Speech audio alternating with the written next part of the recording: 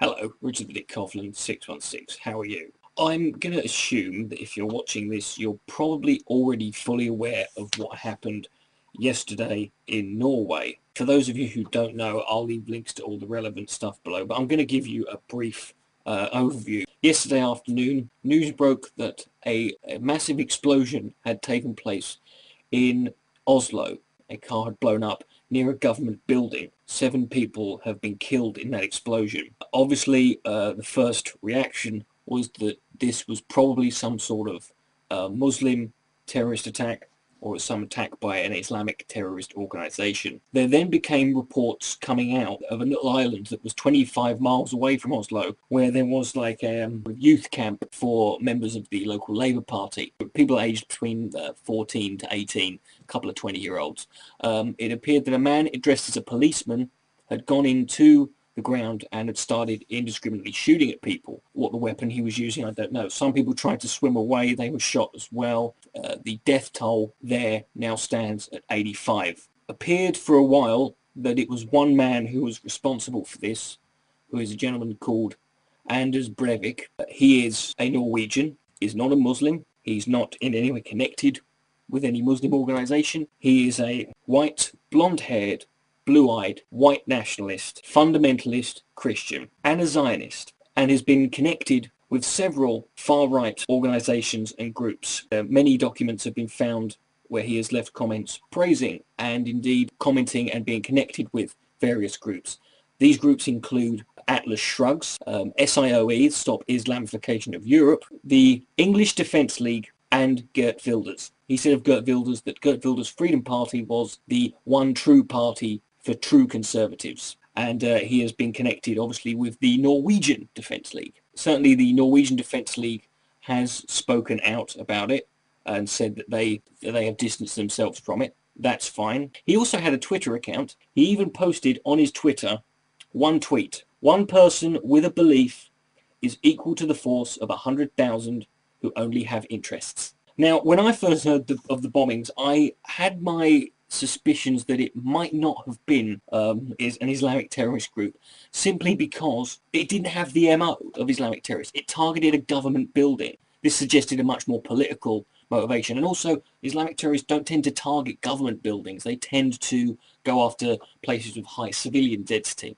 Several Islamic groups did actually come out and take credit for it.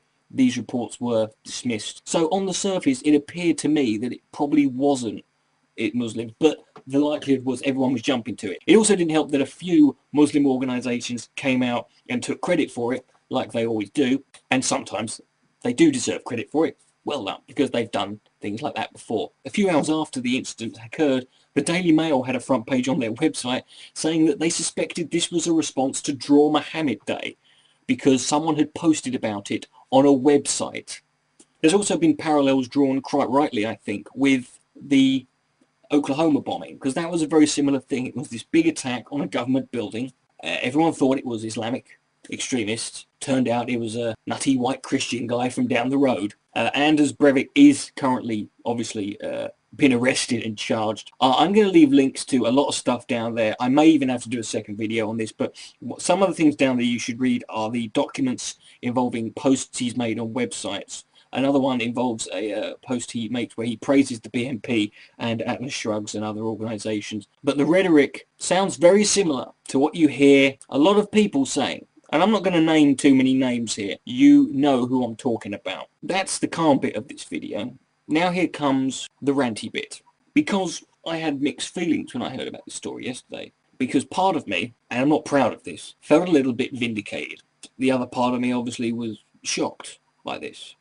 91 people killed by what apparently is a single man. You see, I've spent the last year and a half on this website and in other forums talking about this very kind of thing. I have constantly shown parallels in the mentality and behavior and the black and white thinking, the dogmatic mindset, and the aggressive, extreme, emotionally overridden responses between Islamic extremism and these far-right nationalists. Time and time again, dozens and dozens of videos. And I said all along that this is ultimately going to be a bigger threat. The response I always got from certain people was, well, it's only Muslims that blow people up. Well, it's only Muslims you see going around committing mass murder. I want to know, where are you fuckers now? Where are you? Where are you with your nice little standard backup retort, the thing that you think is the definitive argument to end all that? Well, it's only Muslims that blow people. Well, it ain't now, is it? Now you've got nice, homegrown, nationalistic, European, Christian Zionist fucking extremist terrorist attacks now. And it's quite amazing, really, when you think this is one guy with 91 people. Now, unlike a lot of people, I'm not going to sit here and say that all nationalists now, or all Christians, or all Norwegians, or all Zionists are necessarily now terrorists, and that we should all kick them out. Let's kick out the Norwegians. Let's tar them all with the same brush. It's only fair, isn't it? No, it's not fair. But I've sat here for months on end and had to listen to that. Well, it's only, I don't see anyone else doing it. Well, where are you now? How do you feel now? Because I told you this would happen. I said if you let it go, if you allow this to carry on, if you sit there and are comfortable with this, it will fester and it will grow. Of course, this happened in Oslo, where I imagine the only reason the terrorist attack wasn't committed by a Muslim is because they were probably too busy out raping everyone, weren't they? So they have to get Christians now to do the terrorism for them. And I know how people are going to spin it. They'll spin it and say, well, if the Muslims weren't there, this wouldn't have happened. Yeah, that's the same logic that racists do, isn't it? Well, it wouldn't be racist if everyone was the same colour. Yeah. Or you'll sit there and go, oh, this is just one nutter, really. Well, you can go look at Northern Ireland, because sectarian violence is flaring up there as well. Unfortunately, you only need one nutter. And based on how this situation is deteriorating, the nutters are going to start coming thick and fast. And you can call it slippery slope fallacy all you want. The fact is, history teaches us this is where it's going. And it sickens me that there are people out there, there are people on YouTube who make videos, and I can see in their comment section and on their channel pages, I can see the sort of people who are supporting them. I can see the kind of mentality this is feeding into. And do they say anything about it? No. What do? They let it slide. Because to them, it's the lesser of two evils. Well, what's more evil this morning? Was it worth it? Was it worth sitting there and allowing yourself to shelter these people? I hope not. This is not the first time this has happened. Hell, we had the BNP nail bomber who killed several people in several locations over the course of 2 weeks. One of them was a pregnant woman. In 2006, police seized the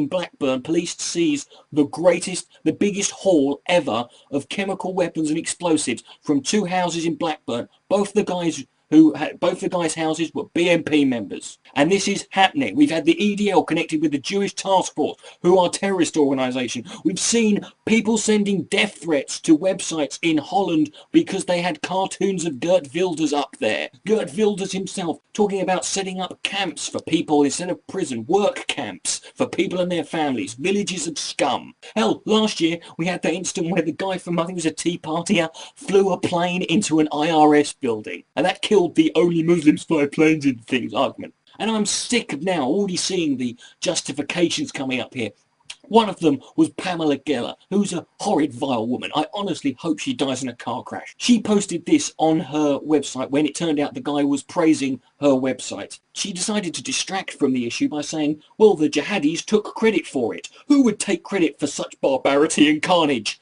Terrorists take credit for such barbarity and carnage, you stupid cow. Because that's what terrorists do. They want you to be scared of them. And that should be a wake-up call to you fuckers out there. This is what they want. They will take credit for all this. Now, don't get me wrong. I'm not saying they're not responsible for any of it, because they are. But the fact is they will jump up and say it's them. They want you to be scared of not just them, but all Muslims. They want you to be scared to the point where every time something goes wrong, every time there's a news story, people die, a big bang happens, you think Muslim, you think scared. Every time it happens, you get more and more scared, to the point where you're so scared, you're exactly where they want you to be.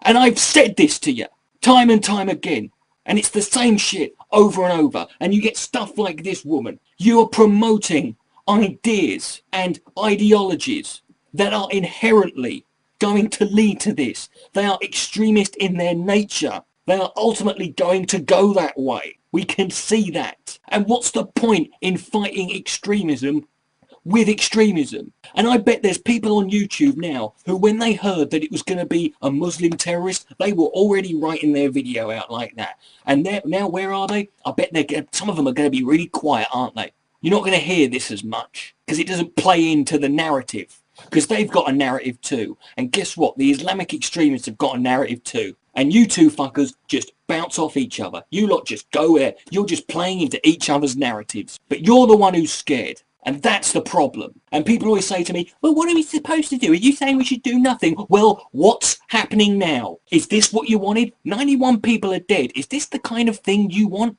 Is this what we should be doing? Should we just be out crazying them? Should we be committing terrorist attacks that are greater than what they are capable of, with greater efficiency? Should we do that? Is that what you want? No. Sometimes it's not always about knowing what to do, it's about knowing what not to do. And the fact is this, what the BNP, the EDL, Geert Wilders, Pamela Geller, the SIOA, what these people have done is not working. It is making things worse. Because you've got to define an enemy. There has to be an enemy, and that enemy has to be one thing. It's not. The enemy doesn't have a trait.